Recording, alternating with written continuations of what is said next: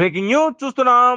పశ్చిమ గోదావరి జిల్లా తాడేపల్లిగూడెం పట్టణం ఎన్టీఆర్ సర్కిల్ నుంచి శాష్మాల్ కి వెళ్లే దారిలో జీకే ఆనంద్ జ్యువెలరీ షాప్ ఎదురుగా ఉన్న సందులో ఓ బంగారం షాపు యజమాని ఆత్మహత్యాయత్నానికి ప్రయత్నించడం కలకలం రేపుతోంది.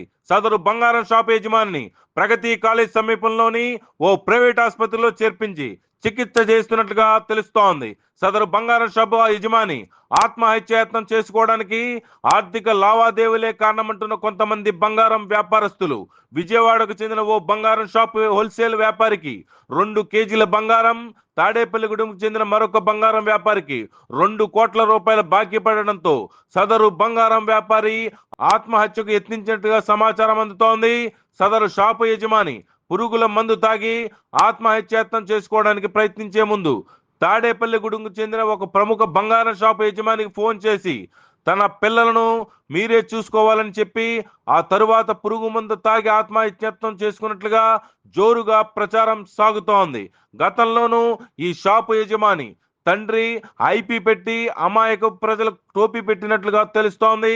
ఇదే కోవలో కొడుకు కూడా చేశాడా అనే అనుమానాలు వ్యక్తం అవుతున్నాయి. ఆ ఆత్మహత్యాయత్నం నిజంగానే జరిగిందా లేక అప్పులు ఇచ్చిన వాళ్ళను భయపెట్టేందుకు జరిగిందా అనే విషయం విచారణలో తేలాల్సి ఉంది.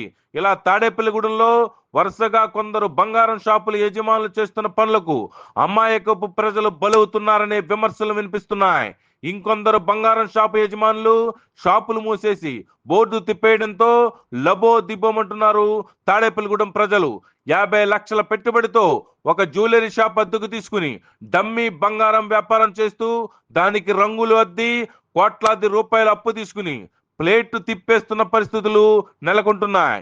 ఇలా అప్పు తీసుకున్న డబ్బుతో ఇంట్లో వాళ్ళ పేరుతో ఇల్లు పొలాలు కొని అప్పిచ్చిన వారికి కుచ్చు టోపీ పెడుతున్నారు కొందరు డమ్మీ బంగారం వ్యాపారులు.